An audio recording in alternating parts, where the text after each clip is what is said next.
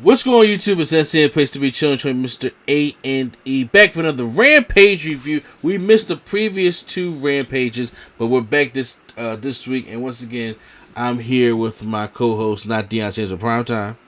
What's up? It's me, the PR. So, Rampage, obviously, me and Prime have been enjoying Rampage. We've been enjoying AEW, but we did not get to the past two Rampages 2 weeks ago. We missed them, but I want to get back onto the Rampage day, especially with tonight offering Andrade El Idolo ticket on Pac, which was supposed to be on All Out, but then they said Pac had travel issues, so now they put it on Rampage. Also, this is a taped Rampage. This is not a live Rampage, and I think with it not being live, it hurt it.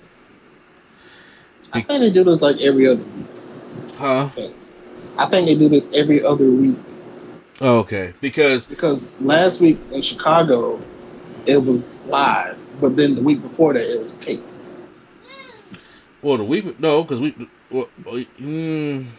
okay. In Chicago, it was live because the people they came back the second night. Gotcha. Friday, okay. Then they came back Wednesday. They went Wednesday, then they came back Friday, then they came back Sunday. See, here's the thing. You could tell the crowd tonight was drained because they just had to sit through Dynamite. And even though, no matter how good the show is, when you should do a 2-hour wrestling show, they got to do another third hour. We are Raw territory. And it's still, we're still in Cincinnati, and they wanted to give Brian Pillman Jr. the hometown boy thing. So we kick off Rampage with the Bastard Pac taking on Andrade El Idolo with Chavo Guerrero. So JR, we've been waiting for this for some time, quite some time, haven't we? And yeah. So the matchup is good.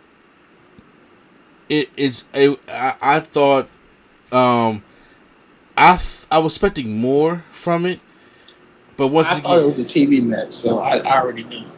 No, well, hold on. Now, let's be good, because Edge Seth Rollins was a great match on SmackDown, but this matchup, I was expecting it to be like the match of the week, and it wasn't that. I mean, it had some good stuff. Andrade was pulling out all his his great stuff, doing the corkscrew body splash over the ropes, and then he having Pac tied up in the ropes, and then doing the double foot stomp, which he landed straight on his tailbone. Which I don't know why he keep doing that, but he does try to do it again, but it misses. There's one point that Pac throws Andrade into this guardrail, and it looks like he hits a kid. But that whole time, the kid, Andrade is checking on the kid. He's like breaking character to make sure he did not hurt this kid, and I'm glad that he did that. So. Then Andrade, he goes back in there after the first time. He hits that RVD split-legged moonsault on which I like the way he did it. Where he's on the I thought he fell when he did it. I was like, yeah, because that's how. Yeah, I like the way he falls down and flips over because the ropes catch his legs. I thought that was dope. So but Pac kicks out of that one. Pac attempts a sunset flip powerbomb from the top rope to the floor, but that's when Andrade counters with a backflip of his own. With him and Pac meet, and they give a thrust kick to the face. We're getting it. This is awesome chant, and it is like I said, it's a pretty good matchup. It just didn't get to the. I think the finish is what kind of messed it up for me. Also, I think the finish and that they were saving some stuff because obviously they want to have they want to finish this Lucha Brothers thing too. Exactly. I think they need to have their next match at a pay-per-view, because out of everybody that has come to AEW so far, I think Andrade has been the least interesting. I'm sorry. Yeah, he's only had one. This is his only second match. So. Yeah, but I would say, but he's been there for 3 months and they did nothing with him yet. Yeah, I think they were banking on this to be a big feud so that they can start going into a program, but I guess they're going to go a different direction, so we'll see. Yeah. So Pac hits a 450 splash on Andrade, but Andrade grabs the bottle before the 3 count. Then Pac drags Andrade back towards the turnbuckles. He's looking for a black arrow, but Andrade hits a Pele kick from a handspring. So that was kind of cool. So here's where the shit gets kind of crazy.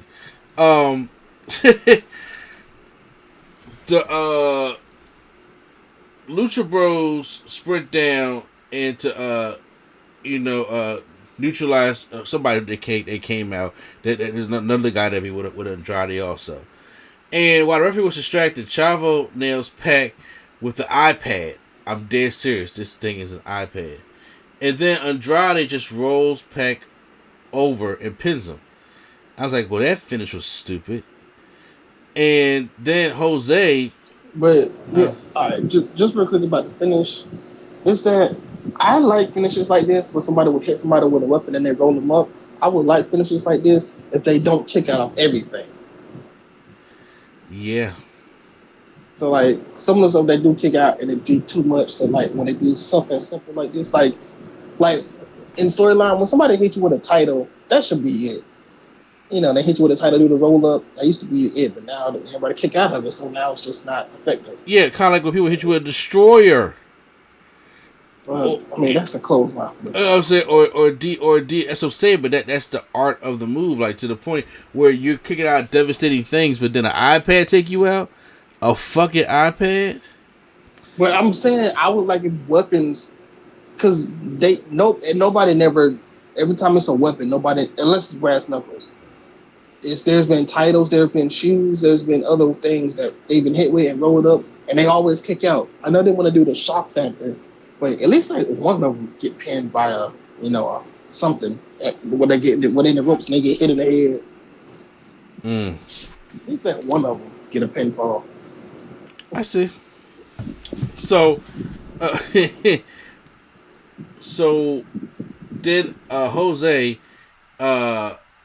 is snitching on Chavo and tells Andrade that Chavo hit him with the iPad. So then Andrade takes out Chavo, and then Taz is saying that he didn't want to win that way.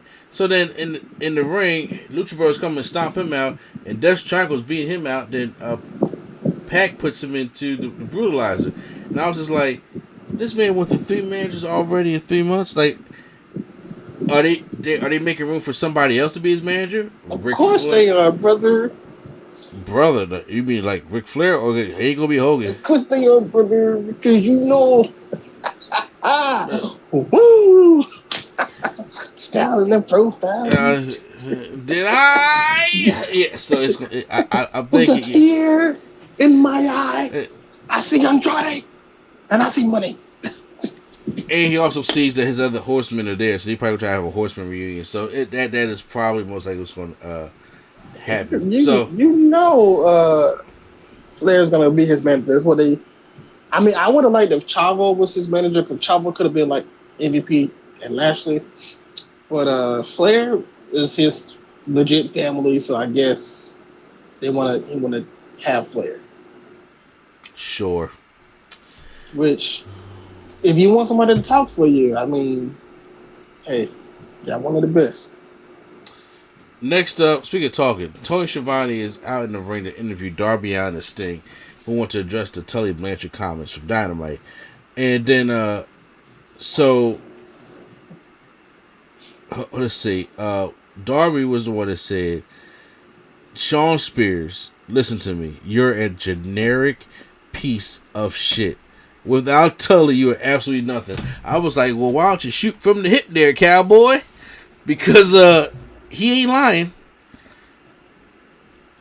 Sean Spears, to me, has gotten less over than he was when he was with WWE.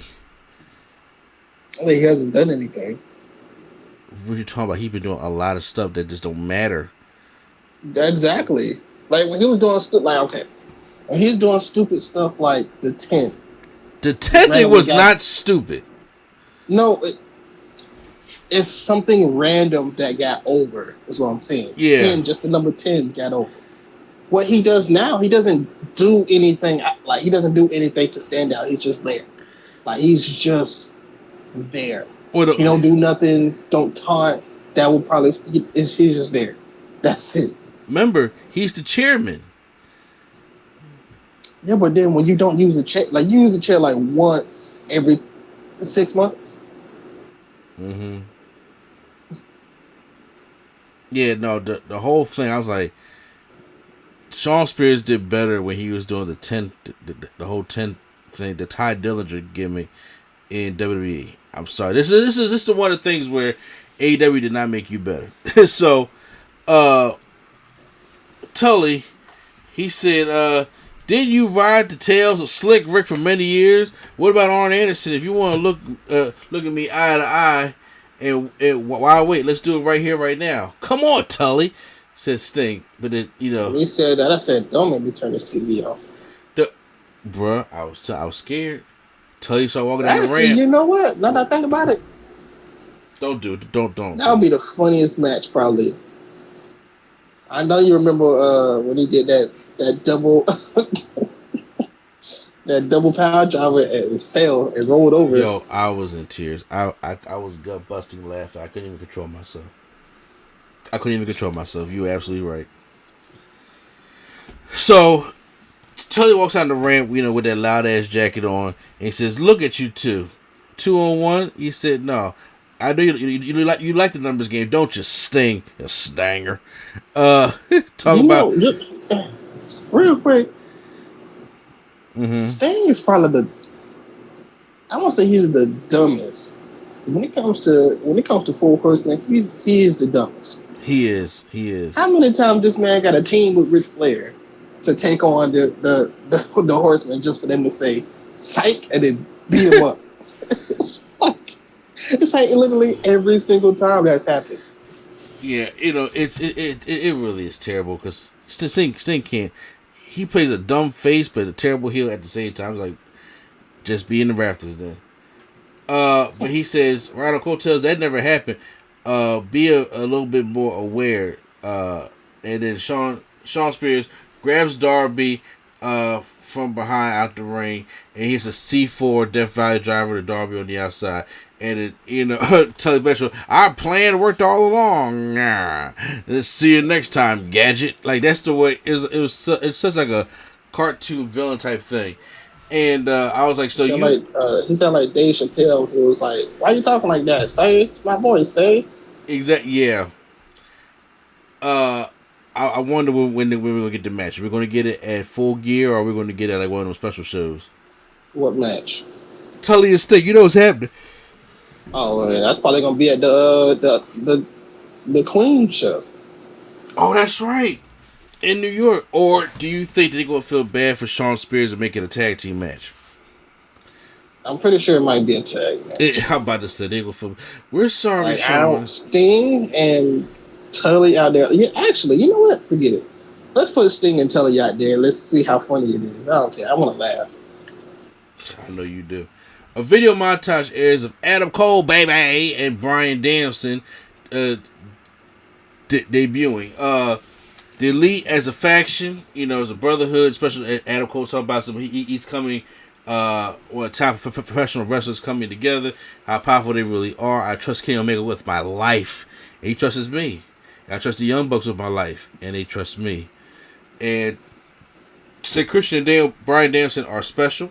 There's a reason that the people look at them so highly. There's a reason people respect them so much, because their body of work is undeniable. The difference is they're thinking they're going to be able to keep up with guys like me. I can promise you, I'm not even in my prime yet. I wipe the floor with Bryan Danielson. And there are people on social, before I finish, social media talk about some AEW, this ain't even fresh. I'm like, fresh? What are you talking about? Bryan Danielson and Adam Cole never went at it in WWE except for that one time. Everybody got stuck in Saudi Arabia and they had to have that match on SmackDown. That was it. Mm-hmm. So, yes, I want to see Bryan Danielson versus Adam Cole because it never really happened at all. And even if it did happen like 2 times, I still want to see it. Exactly. So, Bryan Danielson says, the way all the Elite acts and dress sounds like people who are insecure. So I'm exactly going after the Elite. I'm going after the one member of the Elite. I heard how great Kenny Omega is.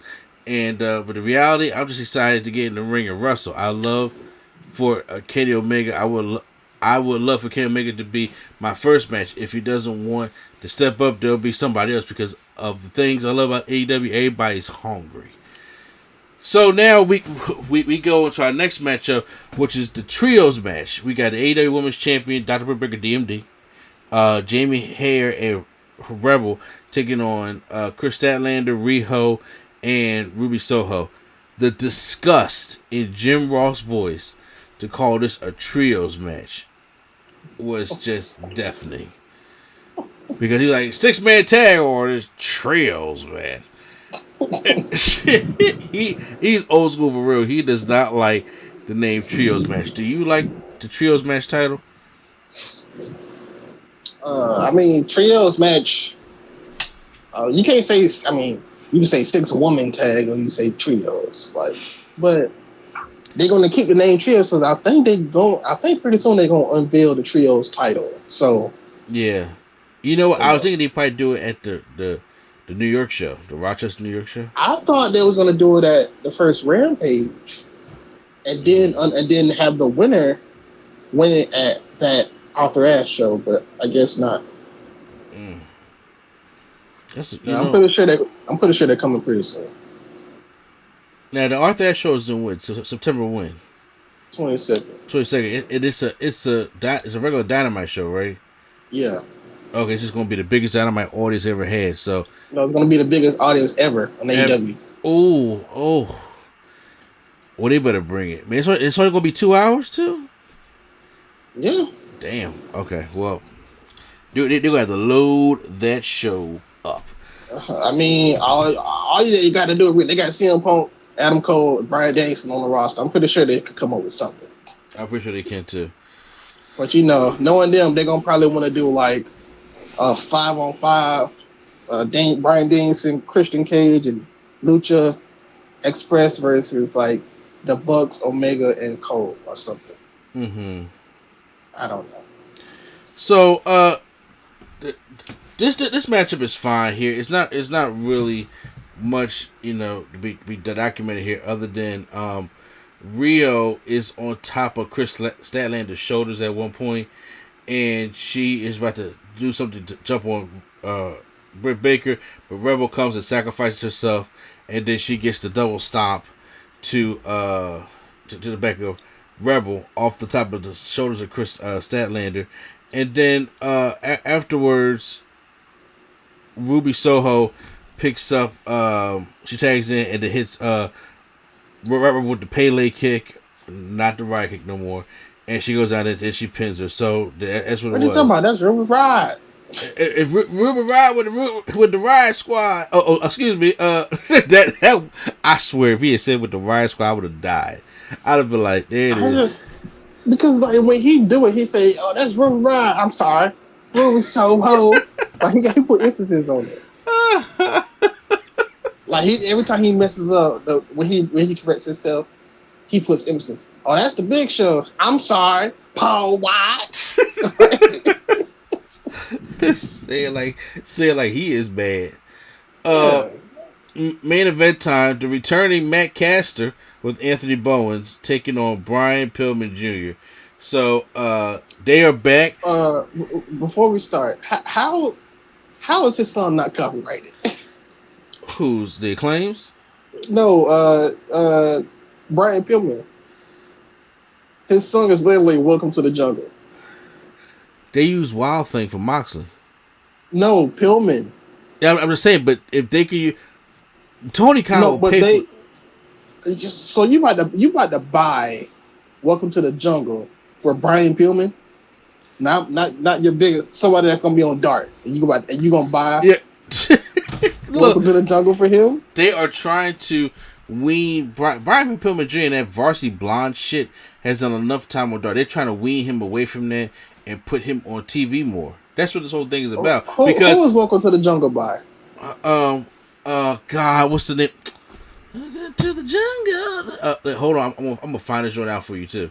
Because there's no way you telling me you couldn't buy Final Countdown because it's too lengthy for Brian Danielson. Guns N' Roses. Guns N' Roses. Guns N' Roses. But you can buy Welcome to the Jungle.